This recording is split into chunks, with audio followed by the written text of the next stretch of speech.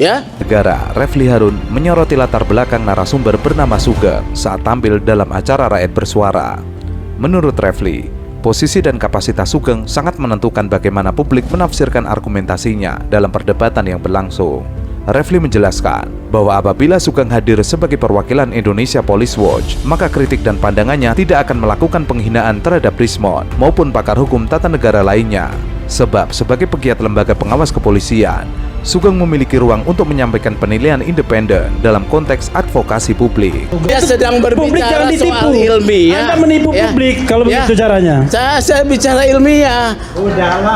Namun, Refli menilai situasinya akan berbeda jika Sugeng tampil apa adanya dengan identitas sebagai mantan caleg PSI. Dalam konteks tersebut, publik tentu bisa memahami jika pertanyaannya kemudian dianggap sebagai sikap politik dan pembelaan standar terhadap Jokowi, mengingat afiliasi PSI yang dikenal sebagai partai pendukung Jokowi. Dengan kata lain, sudut pandang Sugeng akan lebih mudah dinilai sebagai bagian dari manuver politik ketimbang analisis netral. Hal itulah kenapa Refli kemudian menyebut bahwa Sugeng menipu publik. Anda bicara ilmiah. Refli menegaskan bahwa transparansi posisi narasumber penting agar masyarakat tidak salah menilai konteks, kapasitas, maupun motif dari setiap pendapat yang disampaikan di ruang publik. Kayaknya kalau memang Sementara itu, netizen ramai mengkritik keras sikap Adi Darmawan saat terlibat perdebatan dengan Prof. Nasrullah dalam sebuah diskusi di Rakyat Bersuara terkait polemik ijazah Jokowi. Dalam tayangan beredar luas di media sosial, Adi terlihat meninggikan suara dan tampak melotot saat menghadapi argumen Prof. Nasrullah. Sikap tersebut, beberapa komentar menyebut bahwa perdebatan soal ijazah seharusnya disampaikan dengan argumen hukum dan data, bukan emosi. Sebagian netizen juga menilai Prof. Nasrullah tetap tenang dan konsisten mempertahankan argumennya meski menghadapi tekanan verbal dari forum tersebut. Tayangan itu terus menyebar dan memicu perdebatan lanjutan di media sosial, terutama soal etika berdiskusi di ruang publik yang seharusnya tetap mengutamakan rasionalitas dan profesionalitas. Jadi disampaikan bahwa ini harusnya dokumen yang tidak disembunyikan, tidak menjadi misteri, dokumen publik karena beliau adalah pejabat publik. Tetapi ujungnya menjadi sangat rumit, menjadi sangat sulit, menjadi sangat berbelit-belit. Sudah ada gugatan perdata di Pengadilan Negeri Jakarta Selatan, di Sleman, Yogyakarta, di Solo. Semua tidak bisa menghadirkan ijazah asli Pak Jokowi. Semuanya mental. Bahkan sudah ada kriminalisasi pemidanaan terhadap Bambang Tri, terhadap Gus Nus. Semua adalah akibat dari upaya untuk mengecek dan meminta keaslian ijazah Pak Jokowi. Jadi kalau sekarang Pak Roy Suryo menjadi tersangka, itu bukan kali pertama korban dari proses ini. Yang KIP ini adalah upaya administrasi, upaya untuk melihat bagaimana sebenarnya keterbukaan dokumen itu. Yang sebenarnya sangat mudah, Mbak, tidak sulit. Pak Jokowi itu orangnya dikenal sederhana, tiba-tiba dalam hal memperlihatkan ijazah ini menjadi sangat berbelit-belit. Dikenal cepat orangnya, tapi dalam hal ijazah ini bertahun-tahun diminta tidak juga membuka-buka. Pakar hukum tata negara Denny Indrayana menyoroti perubahan sikap Jokowi dalam menghadapi polemik ijazah yang kini belum juga mereda.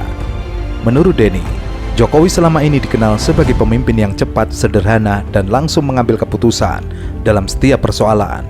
Namun ketika isu ijazah muncul, gaya penyelesaiannya itu justru terlihat berubah menjadi berbelit-belit, panjang, dan memakan waktu yang bertahun-tahun. Denny mempertanyakan, mengapa masalah yang seharusnya dapat diselesaikan secara sederhana dengan menunjukkan dokumen resmi justru semakin melebar dan memunculkan polemik baru. Ada masalah apa? Ini kan simpel saja. Tunjukkan ijazah aslinya kepada publik, sebagaimana kita melihat kemarin Pak Arsul Sani menunjukkan ijazah aslinya tanpa harus melalui perdata digugat, ada pemidanaan, ada proses administrasi di KIP. Semua menjadi rumit, menjadi sulit, menjadi tidak mudah karena Pak Jokowi tidak mau menunjukkan ijazah aslinya. Padahal kalau UGM mengatakan ini data pribadi, tadi sudah disebutkan. Kalau Pak Jokowi bilang silahkan, monggo, tunjukkan saja, selesai. Kenapa harus melalui persidangan pidana yang saya nggak yakin juga kemudian nanti akan muncul di sana begitu Jokowi ijazahnya? Kenapa harus melalui proses itu? Kenapa harus melalui proses membelah masyarakat selama bertahun-tahun. Menurut saya akar masalahnya ada di sana. Akar masalahnya dari Pak Jokowi yang kemudian terus-menerus menyembunyikan ijazah aslinya, entah dengan alasan apa. Ia menilai, pada umumnya seorang memiliki kebanggaan ketika menunjukkan ijazah atau prestasi pendidikan mereka. Karena itu, menurutnya menjadi tanda tanya publik ketika dokumen tersebut terus dirahasiakan dan tidak ditampilkan secara terbuka untuk mengakhiri perdebatan. Pernyataan Denny ini muncul sebagai bagian dari analisis dan pandangan akademisnya terhadap dinamika hukum dan politik yang berkembang di masyarakat, khususnya terkait isu legalitas dokumen pendidikan Jokowi yang masih menjadi pembicaraan luas. Yang kita betul-betul perlu yakin adalah ijazah aslinya, dan itu tidak perlu melalui proses perdata, pidana, administrasi di KIP. Cukup Pak Jokowi dalam nggak nyampe 5 menit, ini loh ijazah saya. Kenapa beliau dilakukan itu? Kalau ada yang mengatakan tidak perlu menunjukkan kepada Roy Suryo dan kawan-kawan karena tidak merupakan orang yang berwenang. Loh, ini bukan persoalan Pak Roy Suryo dan kawan-kawan, ini sudah menjadi isu publik. Beliau sebagai pejabat publik diminta untuk menjelaskan ijazah aslinya. Jadi tidak selalu harus prosedural. Tiba-tiba dalam hal ijazah ini, Pak Jokowi yang dikenal tidak birokratis menjadi sangat prosedural, membangun benteng pertahanan perdata, pidana, pentersangkaan dan seterusnya itu. Yang sangat kemudian tidak sesuai dengan image beliau yang biasanya tidak menggunakan cara-cara yang birokratis begitu. Ini ada apa? Gitu. Saya melihat ini kalau kita lihat kan bandingkan ya Mbak. Kebetulan ada pembandingnya dalam waktu yang dekat baru-baru ini. Pak Arsul Sani melakukan 2 hal yang berbeda dengan Pak Jokowi. Satu, tanpa kemudian menunggu proses lama menunjukkan ijazah aslinya. Pak Jokowi bertahun-tahun ini tidak dengan berbagai tadi benteng pertahanan prosedural tadi. Denny lalu menjelaskan bahwa menurut pandangannya, solusi polemik ini sebenarnya sederhana, yaitu dengan menunjukkan dokumen ijazah secara terbuka agar perdebatan segera selesai.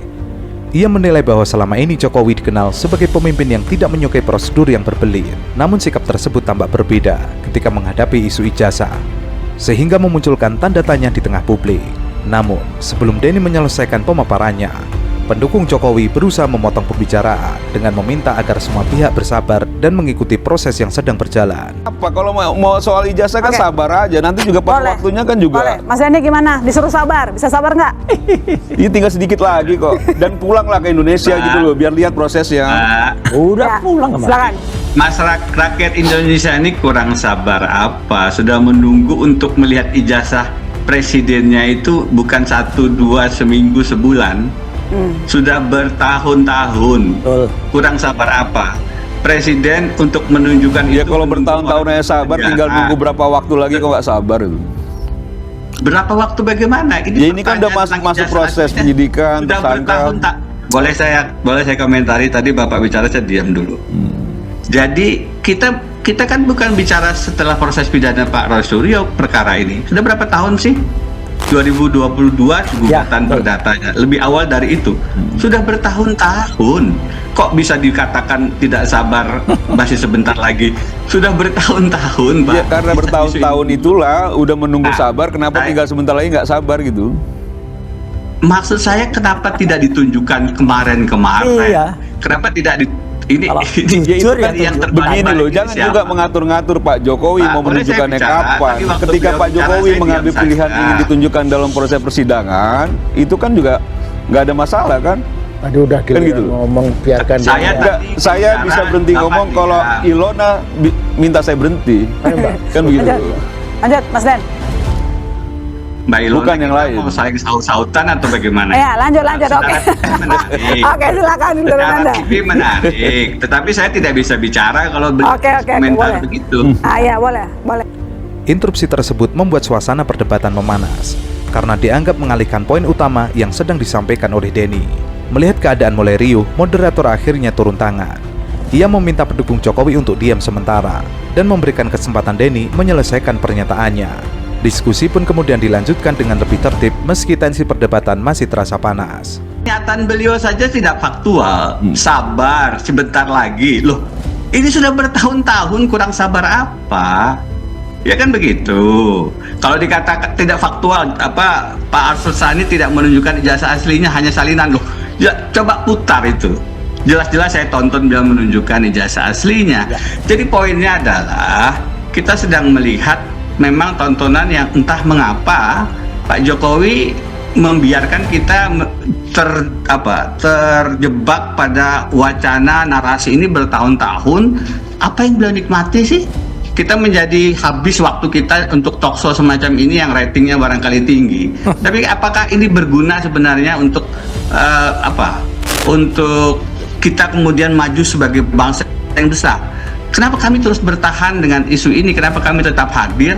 Karena sebenarnya ini masalah sederhana yang harusnya bisa selesai cepat, tetapi menjadi sangat lambat karena Pak Jokowi dari awal tidak mau melaksanakan satu hal yang mudah, menunjukkan ijazah aslinya ke hadapan kita sebagai bentuk pertanggungjawaban yang dipertanyakan oleh tidak hanya Pak Roy Suryo, banyak orang.